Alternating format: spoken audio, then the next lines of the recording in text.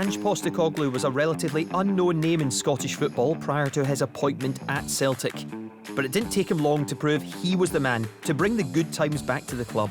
On this episode of Currie Club, the Scottish Football Sessions, Chris Sutton and I are joined by the Celtic manager. Ange, great to get a chance to talk to you. A good chance to have a conversation about last season, which was incredible, wasn't it, for you? Now, have you had a chance to catch your breath? Yeah, I have. It was kind of reflecting on it, coming virtually straight from Japan, sort of doing a season and a half. And when you're in it, you don't think about it too much. You're just on the go. But probably, after last game, I had a week where I didn't go away with the family. We just sort of stayed here in Glasgow, had some work to do, and it was a good week for me. I just kind of gave me a chance to reflect on the whole season and everything we'd sort of done, and just seeing that the effect it had on people, whether they're working with the club or supporters of the club, just seeing the effect that had on them. It was a nice little week for me, just to sort of close things off. With respect, the mess the club was in when you took over, you came in late because there was all the talk of Eddie Howe, and I think you came in mid-June, so you're behind. You're behind in terms of recruitment. So then, you come in. What was your first impressions when you came in of the situation at the club? I was aware of obviously what I was walking into, as much as people kept questioning how much I knew about the club and all this kind of bizarre stuff. Obviously, when I accepted the role, I had a good look at sort of what the last 12 months looked like at the club, and it felt like there was a team that was coming to the end of a cycle and it needed a regeneration. Now, I like those kind of set of circumstances because it allows me then, I can bring in, imprint the stuff I want to without too much resistance from what's been there. Because when I actually got in here, within 2 weeks we were playing a Champions League qualifier and I was training with kids. But this is Glasgow, this is Scotland, where the expectations, so you say all that, and the normal thought process about closing the gap and building, most people would say, that would be okay. That's the way I thought, because there's a 25-point gap. I think when I first came up here, Martin O'Neill, it was a 21-point gap, and Martin, had this inner belief he could turn it around. It's one thing thinking it, it's another thing actually getting out there and doing it. Yeah, and it didn't help that we lost 3 of the first 6 as well. So, when you're talking about winning things, you've probably felt it with Martin, but it's hard for me to put into words, but I had a real belief that we could achieve something. I really believed that we could build something, and pretty quickly. I needed to do it quickly. The way we play our football, I knew could make an impact. As long as I got the right players in and got them to believe, that could make an impact, because I always feel the kind of football I want my teams to play, there is a point of difference. Everyone wants to say they want to play attacking football and score goals and everything, but very few actually do it. I have a belief in I can produce that. So I thought, okay, well, there's one point of difference. The second point of difference, I thought if I can tap into some transfer markets that were, a little bit unknown and could give me an edge as well, that would help as well. And I'm sure Martin was the same when he kind of did his recruiting around that time. But the most important thing is winning games. Yeah. And I think, in fairness to Martin, he had Larson, he inherited Moravcik, he inherited Lambert. He was able to spend money on the likes of myself and Jos Valhaeren. So in many ways, he was better. Set up. So in terms of the start of the season, you mentioned losing 3 of the first 6 games. The Champions League, we were at a couple of friendly games where you got absolute West Ham wiped the floor. Preston, and Midtjylland as well. Watching on now. You said you could see what Andrew was trying to do though right away, even if personnel at the time maybe didn't exactly fit that model. But what was it? The fact your experience, the work that you've done throughout your coaching career, which gave you that belief that eventually, you're big on talking about process and level of performance, so that would eventually come. Yeah, there's no doubt there's a big element. That's what I expected. I expected it to be a rough start. The reason I was throwing in players probably before they were ready, Kyogo literally had lunch with the players at the hotel, and I put him on against Hearts in the first game in the last 10 minutes. Carl Starfelt hadn't even trained with us and he started that game. The reason was that was the way for me to quicken the process, but it also meant that you can't expect performance and results when you're doing things like that, so it's chaotic. But I thought, well, if I can get through that initial period quickly, like I said, I got real belief that once the team's up and running, that the football we play would make an impact. Wherever I've worked, that's always made the impact. That's been the cornerstone of what I've done. But at what point did you think that people could start seeing the seeds of growth? Because we spoke about this before we came in. The game at Aberdeen where Jota scored late. Now, First away win in a while, I think it was domestically. I've got a lot of Celtic friends, and some of my Celtic friends were saying, "Blimey, if Ange loses this one, he's a goner." And you're thinking, "Come on, that's that's unfair on the basis that were you saying that as well?"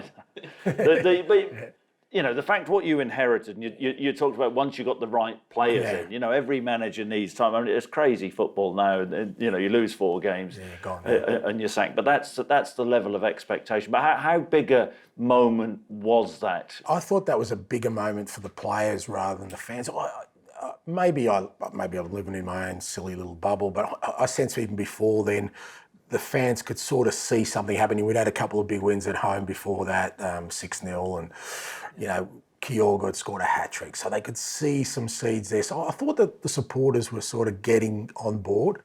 After that game, I sensed within the playing group that they started to see themselves and believe themselves that, okay, we can go on a bit of a run here. Just before we get too far ahead of ourselves in the season, I think Dermot Desmond did an interview a few months ago. Don't know if you saw it, but he was talking about the interview process when he spoke to you, that you were one of the guys that didn't ask for anything back, didn't ask for any guarantees.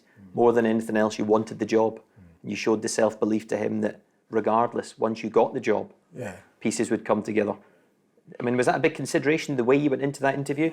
I thought it was important because obviously, again, understanding the background of how they got to me and the fact that obviously the club had pursued Eddie Howe, who's a fantastic manager, and when you go so far down the track with somebody and then it falls over, I think the last thing Dermot or anyone at the club probably wanted to hear was another manager saying, well, I need this or I need that, and I was quite comfortable saying, look, just hand me the reins and leave the rest to me. I was confident in myself. Without a coaching staff around you, that is pretty remarkable. Yeah. There's not many managers who do that, who walk in, and is that because you have this belief which you've built up? Yeah, I think so. I mean, I just feel really comfortable. I mean, I literally walked in here by myself, and there's not just the players, there's all the staff, there's all the people who work with the club that I have to then convince about me more than anything else, because ultimately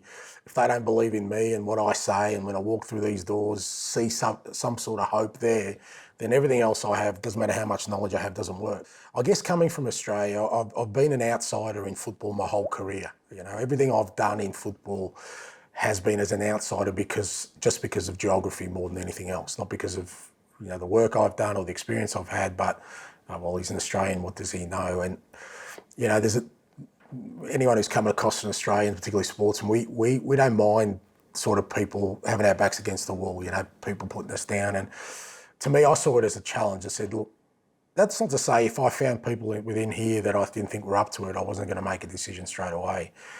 But at the same time, I thought, well, I think there's probably a lot of people in this building who have had a lot of success, who went through a tough time last year. You learn a hell of a lot going through a tough time. Maybe they learned a lot last year, and we're looking for something new. And I was prepared to test that. At what point then did you say, right, I've got the job now, I'd like 12 new players? Or because the turnaround was huge. I think it was actually 12 in last summer, wasn't it? Yeah, it was 12 or 13 initially. And even though they didn't have success the year before, it was a good team.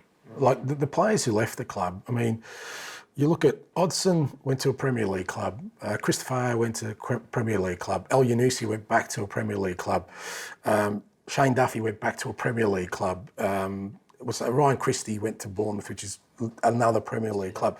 So there was some real serious talent. I knew I had to not only bring in just for numbers' sake, but they had to hit the ground running. So it also felt like though every decision was 100% yours. There was no transfer committee. They had belief in you, and I guess every signing that comes in and hits the ground running and works, the greater the belief is, well, keep backing them. Yeah, that was the whole thing. When you come in by yourself, then I'm also going to take responsibility, and they know that.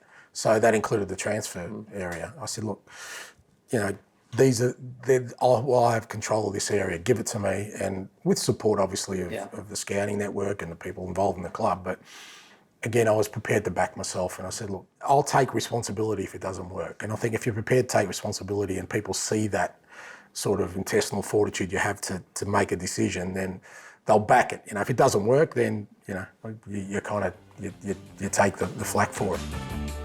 There's no secret. I like to keep people on edge, internally and externally. I think you're at your best that way. I think if you're not comfortable, especially in elite sport, that's when you're at your best.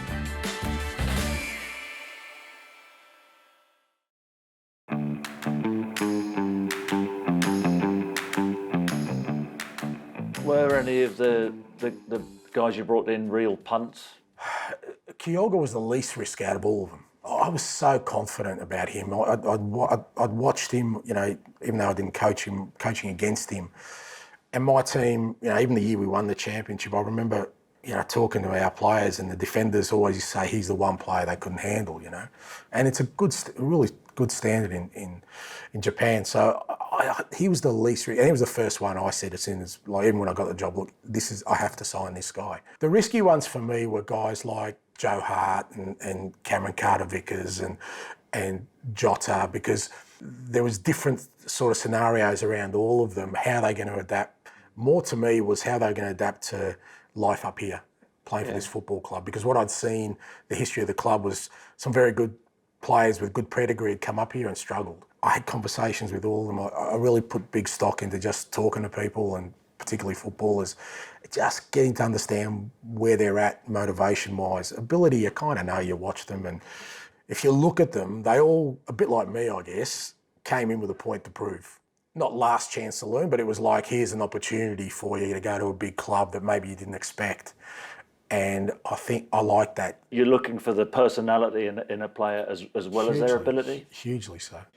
I mean, are they an equal measure, or would you put one ahead of the other? No, I think they're an equal measure. Because if I say to our scouts I want a right winger, they'll show me 10 right wingers, and they're all good players. You look at the playing characteristics, but then beyond that, what's going to be the difference? And to me, it's, well, what's their character? What's their personality? What's their motivation for coming to this football club? If I get the wrong one, not only does it affect that player, but it affects my dressing room as well. Yeah.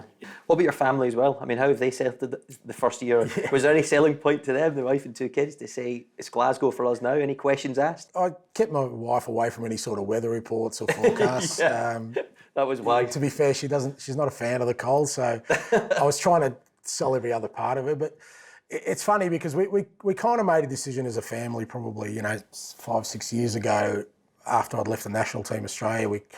We had 2 young boys, and my wife's been super, you know. She just said, look, this is what you want to do. I said, look, I've done as much as I can on that side of the world. Let's just go and see where it takes us. And because the boys were young as well, we thought, okay, let's just go for it. So we had 4 years in Japan, which was fantastic, totally different existence, but, you know, fantastic for all of us as a family to sort of experience. And so the move to Glasgow, like, you know, being in Europe, I think it was an easy sell. And I think what happens is when you move away, and I think most footballers will tell you the same thing, or people involved in our game, is that when you move away from your sort of family home and the family network in terms of, you know, relatives or friends, you become really close as a family. So my boys, they're 2 brothers, they're really close, they're super close. And us as a family, we've become really close. So the transition here has been really easy, to be fair. It's been really smooth. Yeah, and they must love it because everyone shouts your name going around the city now because you're winning. Yeah, that makes a difference. And is the wife still checking the weather?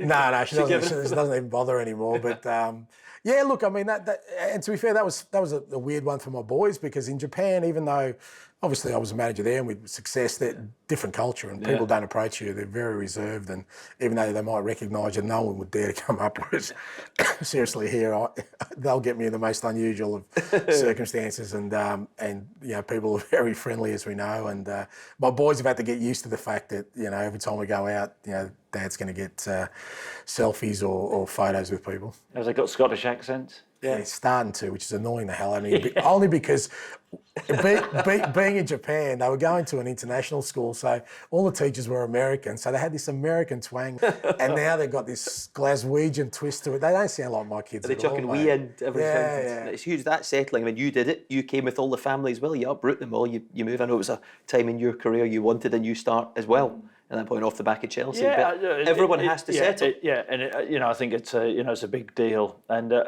I think that certainly with the Japanese boys coming in, everybody was looking at them closely, how they would fit in, and that was a concern for me as well, just to make sure that I kind of worded the club that it's not just about supporting them on the field. We've got to really support them off the field. So.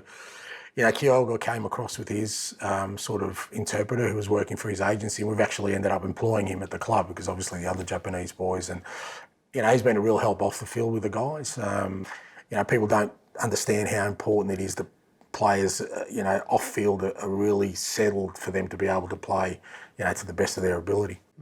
You already, I think, brought up a really important game in last season, the win. Pittodrie, Jota's late winner, and that you sort of kick on after that. The late winner up in Dingwall, Tony Ralston, really late in the day, 97th minute, and then just after that, Premier Sports Cup final, Kyogo's performance that day. About that time, we were on fumes. We had a lot of players getting injured. Yeah. That whole December, we were just kind of, getting through games, getting results. I knew January would be good because I'd already lined up sort of Darrell and Dyson and obviously Ideguchi to come in and Matty O'Reilly, and if we can get to December, winning the cup was massive, and also in touch in the league. They found ways to win games, and those kind of things really build belief, so that when we got back after the break, and like I said, we had 4 new players, the energy was there. We'd won a trophy. How dangerous then was the Rangers win for the players and yourself, because the belief then from the Celtic fans is we are going to win the league. Yeah. Well, that was the night I believed. Not that I never believed, but that was the night I thought, well, I knew that was a critical night. If they had won that game and got sort of 4 points ahead of us, I thought that's a bridge too far. There's no way they're going to drop any more games against anyone else. Days Mate had literally got off a plane from Japan and came on at the end there. Giacomarcus's first real impact in a big game. He got fit. So there was all these things that came out of that night that I felt, okay, we're a chance to actually be able to win it. And just on the victory at Ibrox, but was that a bigger win than the 3-0? I think in terms of the winning the league, yeah. I thought after that they're not going to catch us. I just didn't. You knew? Yeah, I just had a feeling that we're not going to lose between now and the end of the year. I looked at the players, and by that stage, they were driving it more than I was. I could sense in them that, right, what's the next game? Let's go for it. No, nobody knows when the injured players are coming back these days. So you're doing something right here at the training ground. Everybody used to know, and everybody was yeah. I mean, was that right? There's got to be a little bit of ducks and drakes going on. I mean, it's a kind of weekly thing where people sort of.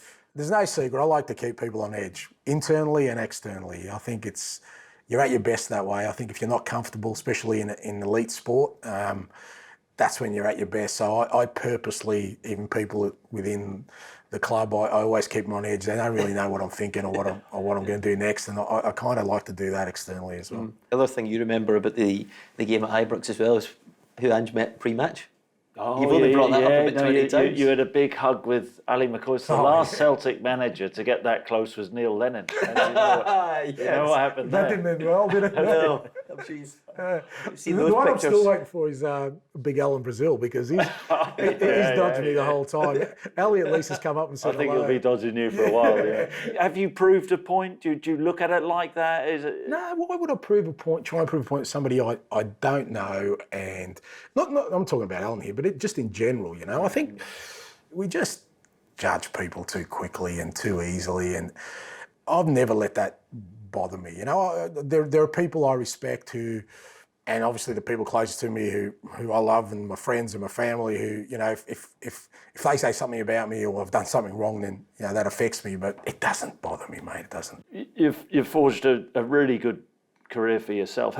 Is there anybody you've modelled your coaching on, or any role models? You know, there's certain football clubs I used to watch all the time, you know, so the Liverpool side of the 70s and 80s, which used to play really, you know, big possession, sort of high possession kind of football. And then, you know, you even before that, you know, the Dutch and playing with wingers. And then I was coached by Ange Postecoglu for 3 years, right?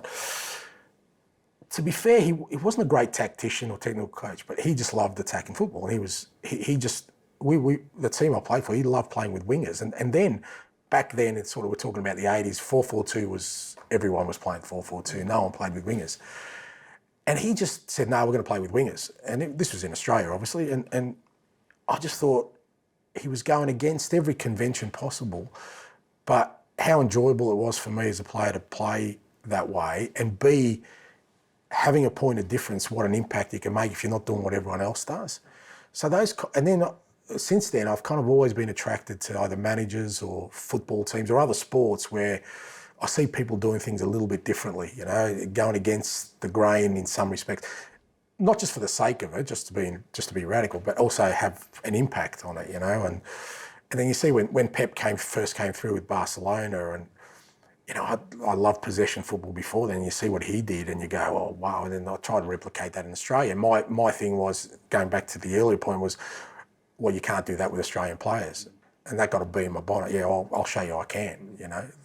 So they're the kind of things that I think have had influences in me. And that's why whatever I do, I try and just be that little bit different, a little bit against the grain, a little bit, you know, away from what the convention normally says. I know you've spoken about your dad's influence. Yeah, massive. And I'm sure your dad would have enjoyed watching your Celtic. Yeah, massive. I mean, it's one of those things in life, Chris. Yeah, you kind of, I wish he was here, mate. You know, and you know that he would be watching. But we used to get up in the middle of the night to watch clubs like Celtic.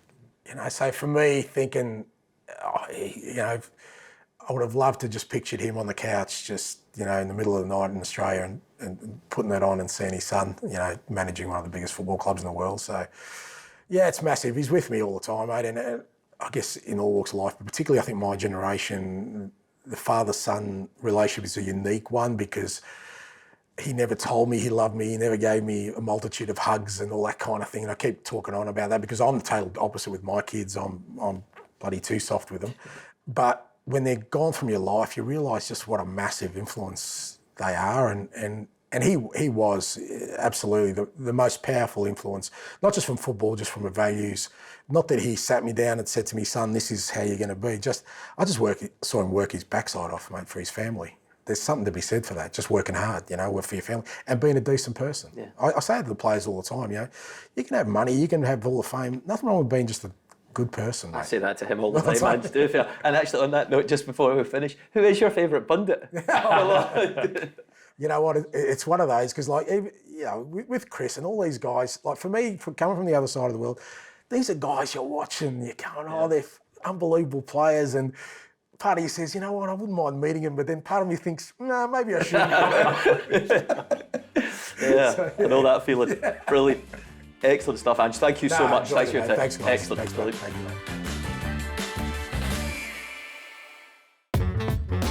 mate. BT Sport Pods.